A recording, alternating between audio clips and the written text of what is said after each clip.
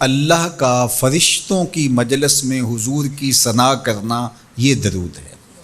حضور کی مدح فرمانا، محبوب کی شانوں کو بیان فرمانا۔ یہ صحیح بخاری میں صلاۃ کا ترجمہ حضرت ابو العالیہ رضی اللہ تعالی عنہ سے کیا گیا ہے۔ تو پھر درود کا مفہوم بہت وسیع ہے۔ حضور کی مدح و توصیف، حضور کے حسن کا بیان، حضور کے خصائل کا عنوان، آقا کریم کے شمائل کا تذکرہ، حضور علیہ السلام کے فضائل کی باتیں، حضور کی عظمتوں کا عنوان، یہ سب کچھ درود کے زمرے میں آتا ہے۔ اور پھر ساتھ صیغہ بھی درود کا ہو اور اس میں شانیں بھی حضور کی ہوں، جس طرح درود تاج میں ہے، تو اس میں حضور پر درود بھی بھیجا گیا اور ساتھ حضور کی عظمتوں کو بھی بیان کیا گیا۔ تو یہ ایک خوبصورت گلدستہ بن گیا۔ درود شریف کے جو مفاہیم بیان کیے گئے ہیں، ان سب مفاہیم کو یہ اپنے جلو میں لیے ہوئے ہے یہ درود۔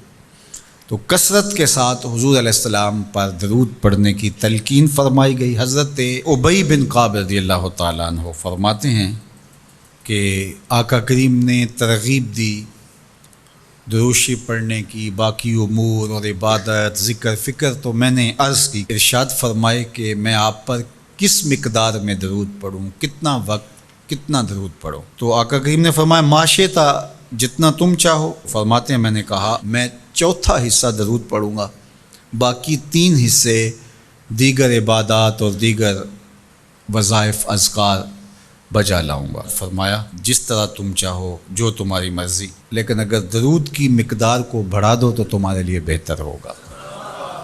تو میں نے کہا النصف، میں آدھا وقت درود پڑھا کروں گا اور باقی چیزیں باقی آدھے وقت میں کروں گا۔ فرمایا جس طرح تم چاہو، لیکن اگر درود کی مقدار کو بڑھا دو تو تمہارے لیے بہتر ہوگا۔ میں نے کہا کہ حضور میں 2 حصے درود پڑھوں گا اور 1 حصہ باقی وظائف اوراد بجا لاؤں گا۔ فرمایا جیسے تمہارا دل چاہے، لیکن اگر تم درود کی مقدار کو بڑھا دو تو تمہارے لیے بہتر ہوگا۔ فرماتے ہیں میں نے کہا حضور میں پڑھوں گا ہی درود، سارا وقت میں آپ پہ درود ہی پڑھتا رہوں گا۔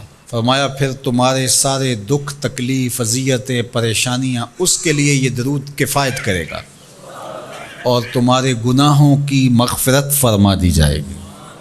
تمہاری پریشانیاں، تمہاری اذیتیں، تمہارے دکھ، دور موجود میں لفظ بولا جاتا ہے ٹینشن، تمہاری ساری ٹینشن، تمہارے سارے معاملات حیات کی بے ترتیبیاں، پریشانیاں، دکھ، اذیتیں، سب کچھ ختم ہو جائے گا۔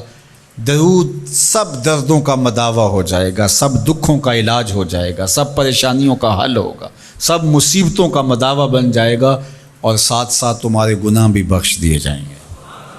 تو درود جتنی کثرت کے ساتھ پڑھا جائے، اللہ کی اتنی ہی رحمتیں نازل ہوتی ہیں۔ تو باقی وظیفے، باقی اوراد، وہ بھی فضل و شرف والے ہیں، لیکن حضور نے فرمایا کہ پھر تمہارے لیے درود ہی کافی ہو جائے گا۔ اللہ اکبر۔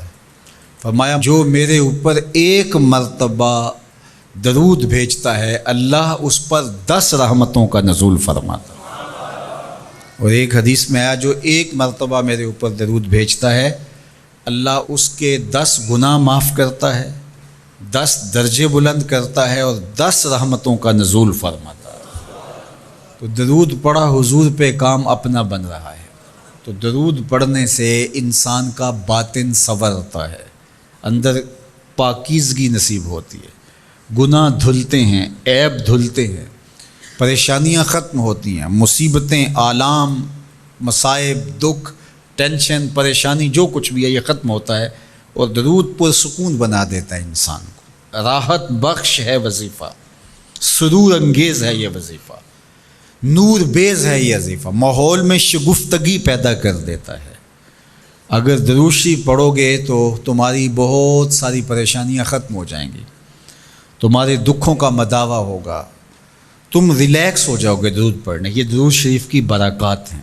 1 مرتبہ درود پڑھنے سے 10 رحمتیں نازل ہوتی ہیں، اور جو بار بار حضور پہ درود پڑھتا ہے تو بتاؤ کہ کتنا بڑا ذخیرہ رحمتوں کا اس کے اطراف میں پھیل گیا۔ تو اس لیے کثرت کے ساتھ درود پڑھنا چاہیے۔ حضور علیہ السلام نے یہ بھی ارشاد فرمایا کہ جو میرے اوپر درود پڑھتا ہے میرے اوپر لازم ہے کہ میں اس کی شفاعت کروں گا۔ شفاعت رسول کے حصول کا ذریعہ درود بنتا ہے، چونکہ ہمارا آسرا ہی حضور کی شفاعت ہے۔ وہ دامن شفاعت کھولیں گے تو ہم گناہ گاروں کا کام بنے گا، اور وہ نصیب کیسے ہوگی حضور علیہ السلام کی شفاعت؟ کثرت درود سے۔ یہ بھی ارشاد فرمایا آقا کریم نے، قیامت کے دن میرے سب سے زیادہ قریب وہ ہوگا جو کثرت کے ساتھ میرے اوپر درود پڑھنے والا ہوگا۔ تو حضور کی قربت کا ذریعہ بھی درود ہے۔ کون سا مومن ہوگا جس کو حضور کے دیدار کا شوق نہیں ہے؟ کثرت درود کی برکت یہ ہے کہ حضور کا دیدار نصیب ہوتا ہے۔ حضور کا دیدار نصیب ہو جائے تو بتاؤ اور کیا چاہیے؟